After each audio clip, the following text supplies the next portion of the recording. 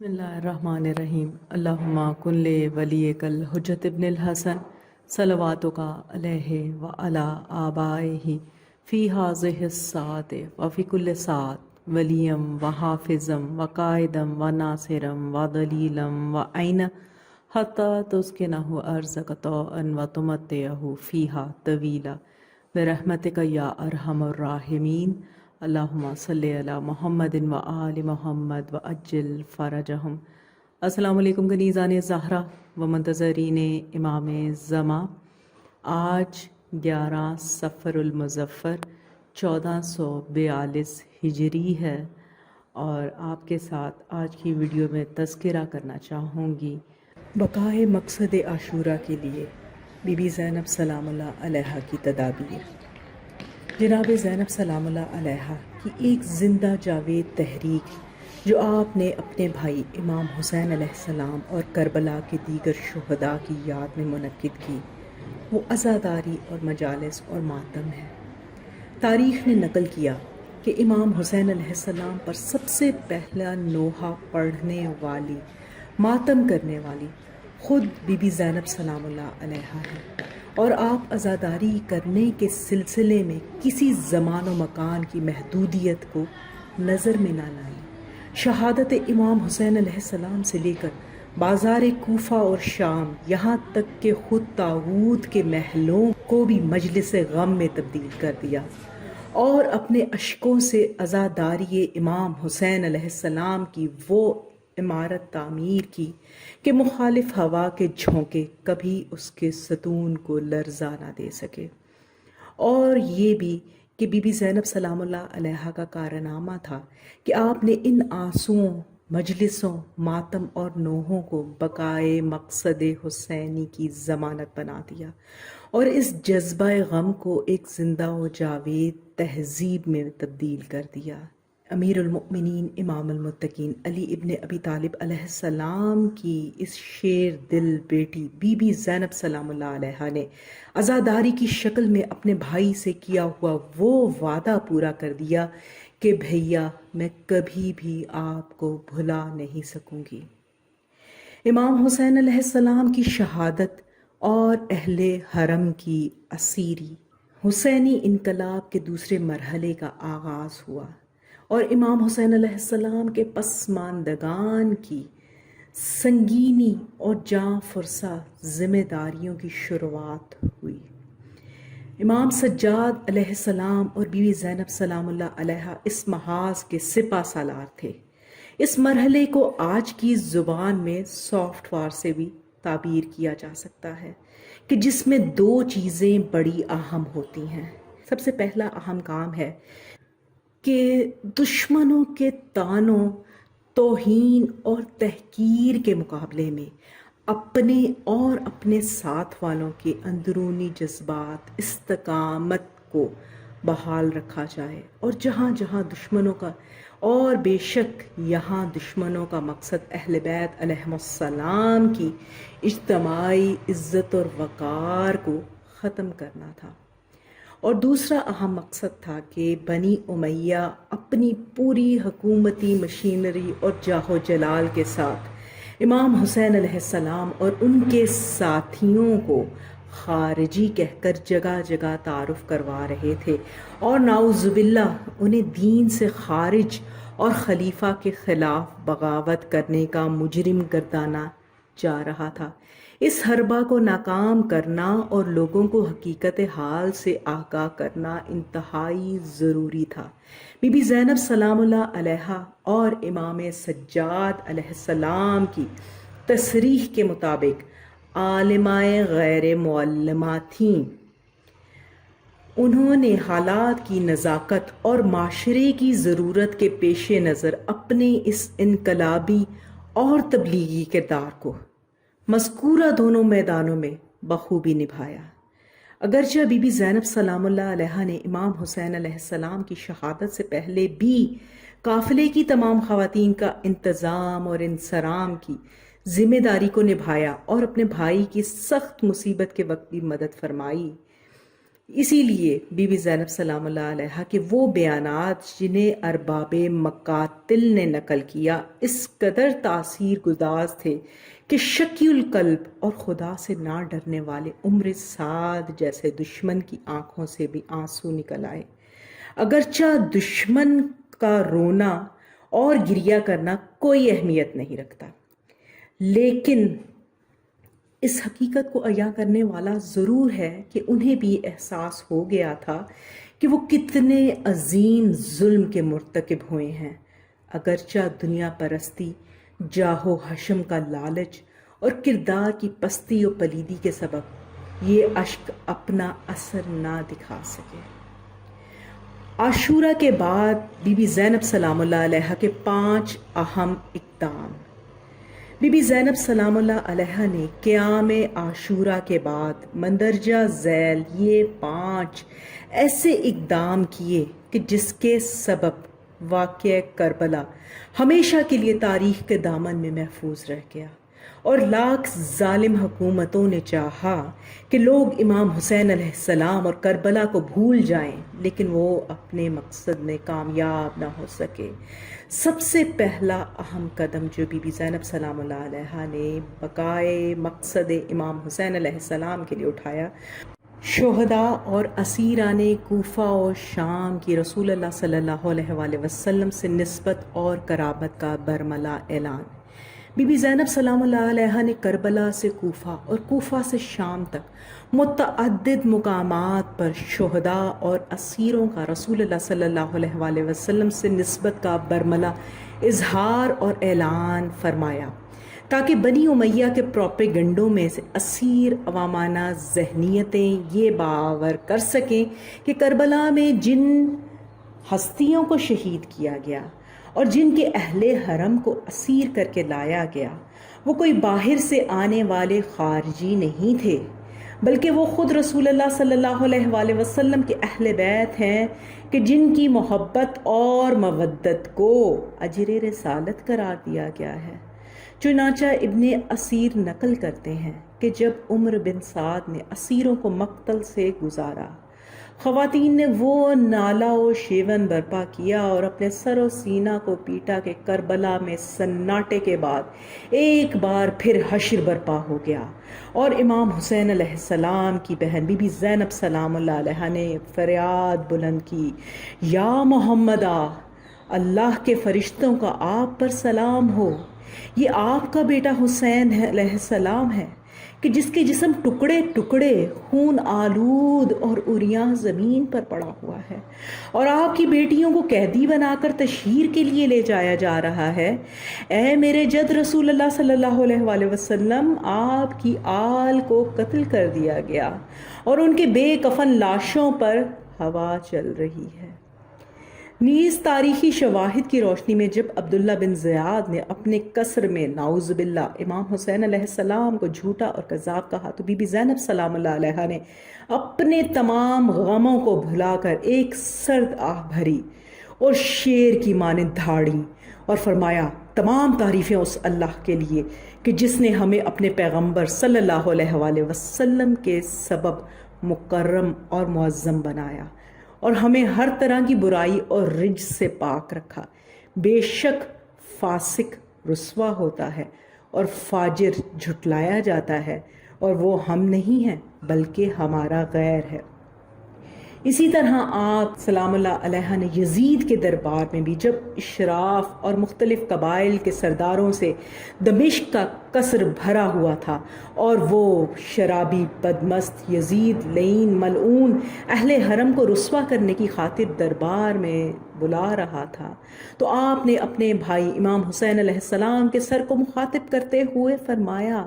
اے بھائی حسین علیہ السلام، اے حبیب خدا صلی اللہ علیہ وآلہ وسلم کے حبیب، اے جگر گوشائے فاطمہ الزہرا سلام اللہ علیہا، کنیزان زہرا و منتظرین امام زمان، یہاں اس بات کی جانب بھی توجہ ضروری ہے کہ بی بی زینب سلام اللہ علیہا نے رسول اللہ صلی اللہ علیہ وآلہ وسلم سے اپنی قرابت اور نسبت کو بنی امیہ اور ان کے بہی خواہوں کے سامنے اظہار کرنے سے پہلے عوام کے سامنے ظاہر کیا، تاکہ انہیں یہ احساس ہو جائے کہ انہوں نے یزید ملعون کا ساتھ دے کر کتنی غلطی کی ہے۔ چنانچہ آپ نے کوفہ کے بازاروں میں تماشائیوں کے ہجوم میں لوگوں کو خطاب کرتے ہوئے فرمایا،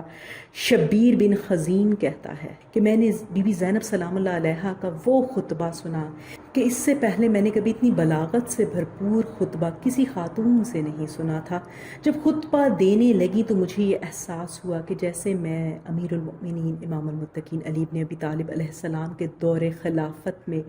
آپ علیہ السلام سے خطبہ سن رہا ہوں۔ بی بی زینب سلام اللہ علیہا نے فرمایا، تمام تعریفیں اللہ کی ذات کے لیے ہیں اور اس کا درود و سلام ہو میرے جد رسول اللہ صلی اللہ علیہ وآلہ وسلم اور ان کی آل پاک پر۔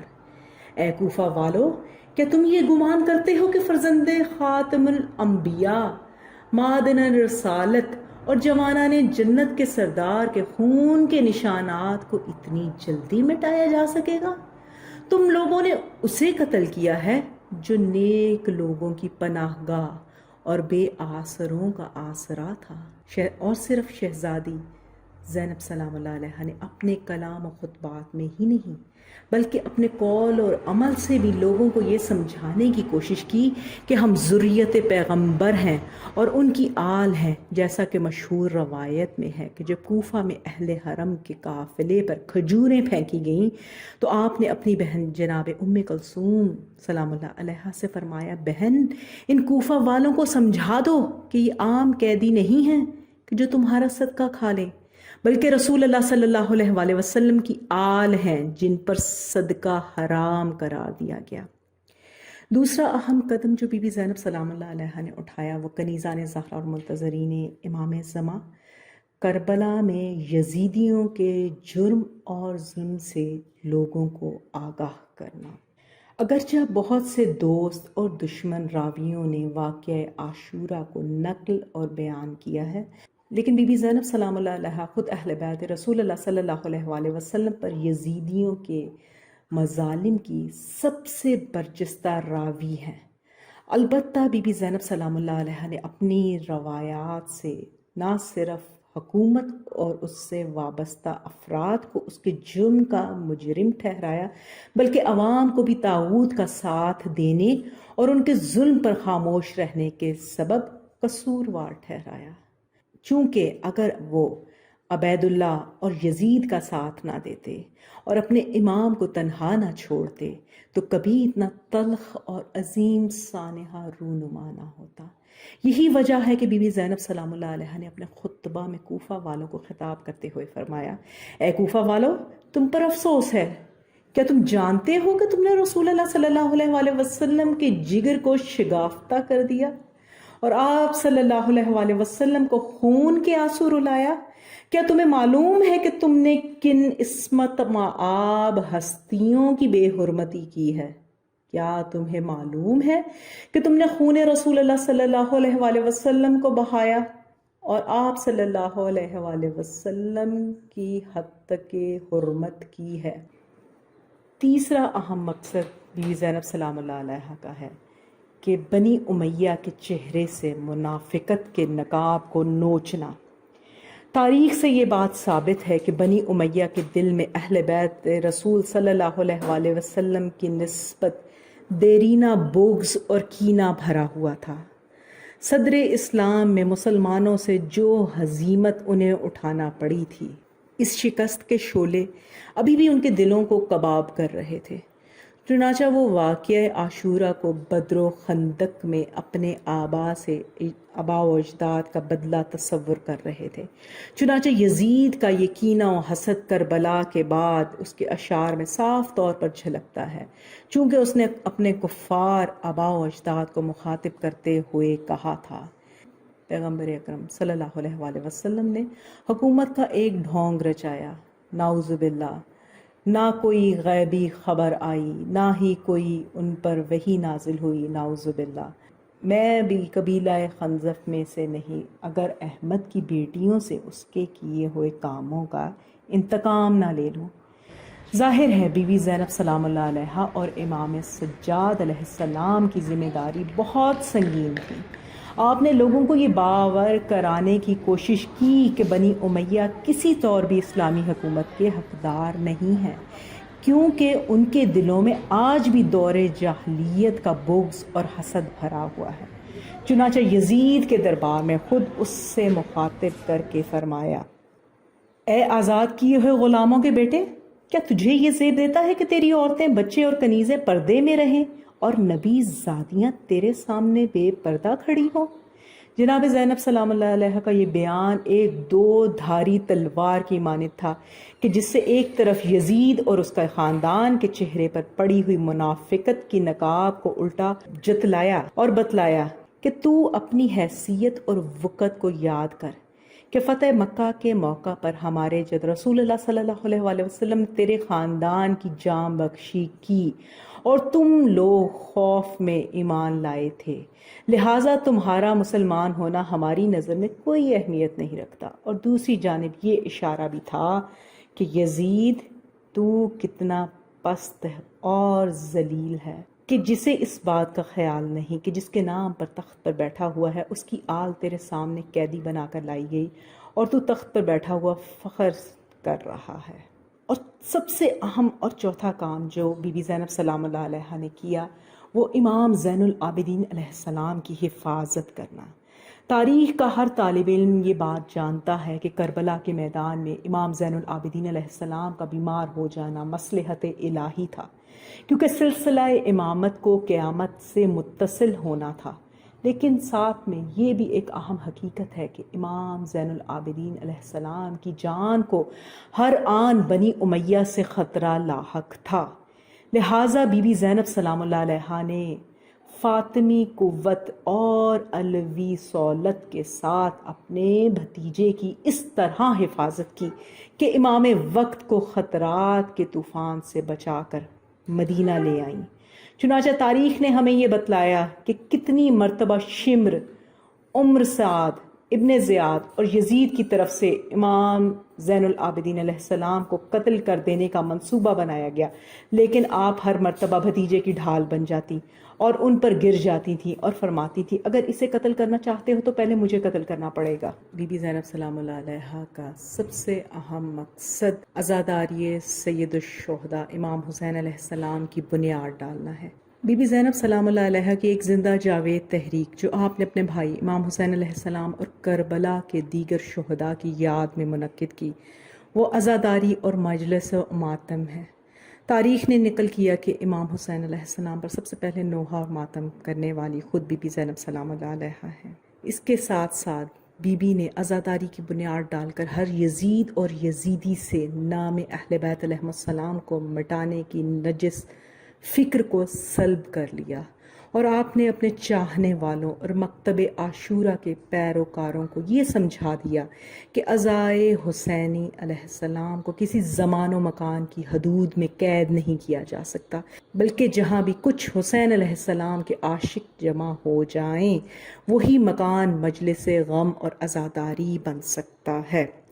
تو کنیزان زہرا و منتظرین امام زمان، یہ مختصر کچھ آپ کے ساتھ کہ کس طرح بی بی زینب سلام اللہ علیہ کی ان عظیم کوششوں کے نتیجے میں عزاداری اور مجالس نوحہ